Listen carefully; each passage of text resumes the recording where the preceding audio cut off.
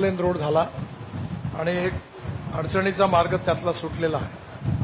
ज्ञानेश्वरी पालखी मार्ग जो आहे हा 234 किलोमीटरचा आहे आणि याची किंमत 7,625 कोटी आहे.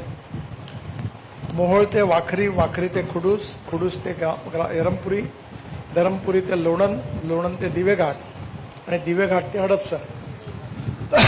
शेवटचं हडपसरचा पूल महत्वाचा आहे आणि त्याचंही काम सुरू आहे.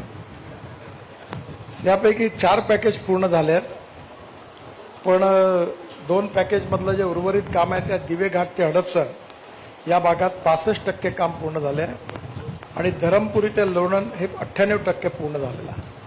म्हणजे हे जे शेवटचं पॅकेज आहे हडपसर ते दिवेघाट, त्या कामाची आज मी पाहणी केली. 65% झालं आहे. 3-4 महिन्यात ते होईल. जास्तीत जास्त 4 ते 6 महिन्यात हे काम पूर्ण होईल.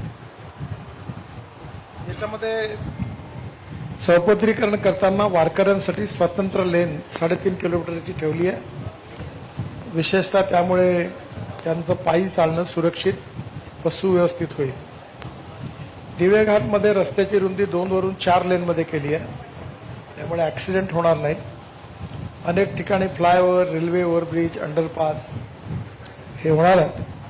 काही ठिकाणी दोन्ही बाजूला डेव्हलपमेंट झाली आहे, त्यामुळे मी फूट ओव्हरब्रिज असे बनवायला सूचना केली आहे की ज्याच्यामध्ये 3 व्हीलर आणि स्कूटर वरती चढून आणता येईल आणि दिव्यांगांकरता आणि सिनियर सिटीजनकरता इलेक्ट्रिक लिफ्टची व्यवस्था ठेवून, म्हणजे दोन्ही बाजूने जाण्याकरता अडचण येणार नाही.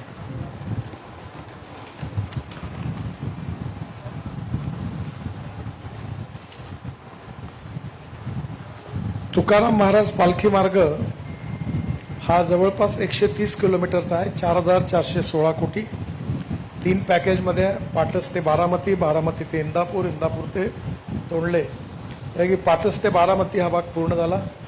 इंदापूर ते तोंडले 96% आणि बारामती ते इंदापूर 84% आहे. आज तिथे पण मी जाणार आहे. साधारणतः बारामती, बावडा, अकलूज आणि श्रीपूर या गावांना आपण बायपास पण केलेला आहे. अनेक ठिकाणी जिथे आवश्यक आहे तिथे बायपास केलेला आहे. आज काही नवीन कामाची या घोषणा पण मी आजच्या ह्याच्यात करणार आहे.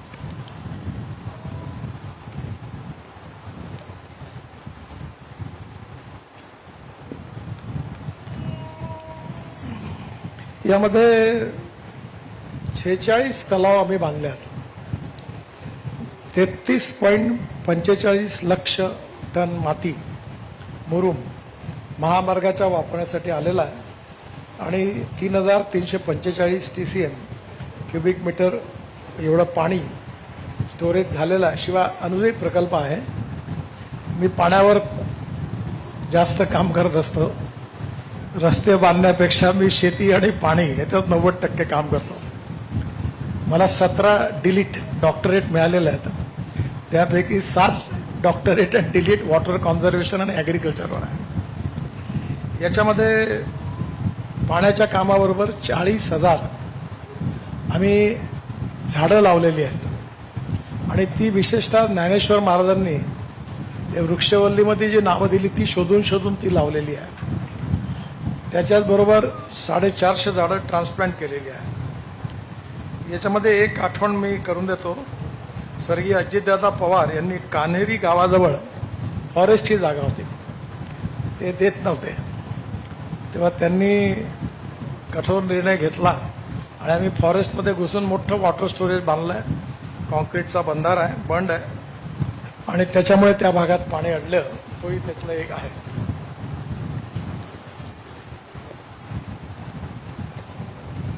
महामार्गावर 2 ऐतिहासिक विशेषतः स्थळ आहेत. एक अहिल्या विहीर आणि बाजीराव विहीर, दोघांचं आम्ही जतन करून त्याला व्यवस्थित केलेलं आहे.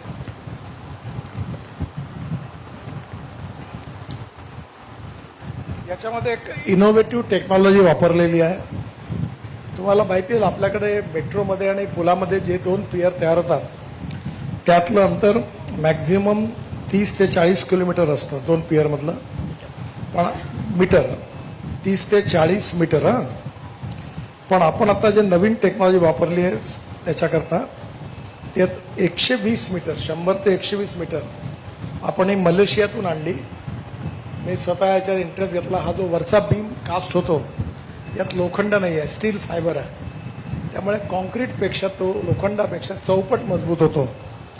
आणि याला एक UHPFRC म्हणजे ultra high performance fibre reinforce concrete असं म्हणतात. त्याचा वापर